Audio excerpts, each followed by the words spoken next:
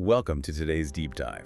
You might be looking for a really smart place to park your money, but how do you actually separate the glossy realtor's pitch from the reality on the ground? Right. That is always the challenge. Yeah, so today we are taking a massive stack of sources. We've got real estate listings, neighborhood demographic profiles, crime statistics, municipal flood data, and we're evaluating one specific investment opportunity.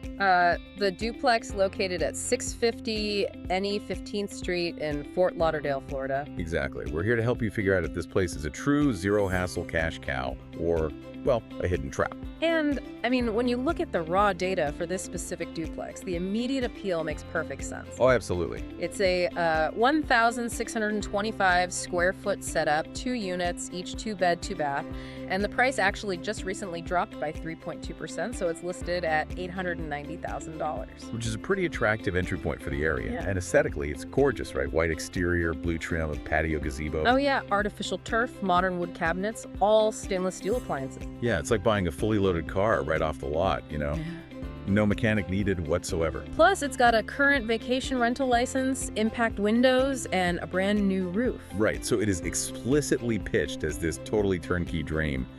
But I think viewing this like some kind of HGTV makeover really misses the bigger picture. Yeah, totally. Because those aren't just aesthetic choices for a vacationer, they're calculated mechanisms to lower your ongoing overhead. Exactly. The artificial turf cuts out landscaping costs entirely. And in a high-wind state like Florida, those impact windows and the new roof, that is strictly about reducing your insurance premiums. So it's heavily optimized. Yeah. But who exactly you're renting to if you actually buy this place? Yeah. Because the physical house is, it's really only half the equation. Right. The neighborhood vibe matters just as much. So the duplex sits in the Lake Ridge area, and the demographic data paints this picture of a highly nautical, upper-middle income area. Nautical, yeah. Lots of boats. Tons of boats. And it actually boasts an incredible 0% child poverty rate. Wow. 0%. Zero.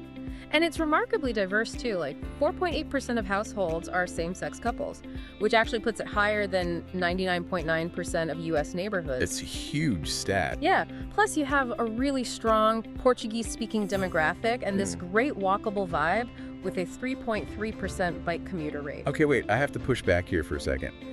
If this neighborhood is so wealthy and vibrant and walkable, why does the data show a massive 16.7% housing vacancy rate? Yeah, that jumps right off the page, doesn't it? It sounds like an economic collapse. It really does. How do you reconcile that? Well, you have to separate traditional residential metrics from hospitality metrics. The area is just heavily renter-occupied. Oh, I see. Yeah, so that high vacancy rate is likely heavily inflated by transient, short-term vacation rentals, literally exactly like the duplex we're analyzing. Right. So you aren't really buying into a neighborhood of long-term neighbors. No, not at all. You're buying a node in a decentralized hotel network. Okay, so high turnover, coastal living, that naturally leads us to the hidden costs and risks you take on as an investor. Right, like crime and climate. Yeah, so looking at the crime data, zip code 33304 earns a C- for violent crime, which, according to the data, carries a tangible cost of about $263 per resident annually. It does, but an investor really has to mentally adjust that C- rating. Why is that? Because crime maps in tourist-heavy retail areas almost always skew negatively. The daily population swells way beyond the permanent resident count. Oh, right, because people are commuting in to visit or work. Exactly. More foot traffic simply means a higher statistical chance of an incident. So it doesn't necessarily mean the residential community is inherently dangerous. Right, but you do have to budget for higher liability insurance and maybe better security measures for your guests. Okay, but the starker reality, honestly, is the environmental data. Let's talk about the flood risk. Yeah, we have to. This Yeah. property sits squarely in FEMA Zone AH. Which is a high-risk special flood hazard area. Yeah, meaning it's subject to shallow flooding or ponding, usually between 1 and 3 feet during a base flood event. So wait, there's brand new impact windows? Yeah. And that termite tenting they did back in 2022? Yeah. Those aren't just nice cosmetic upgrades. They're absolute survival gear for a Zone AH property, right? Oh, 100%.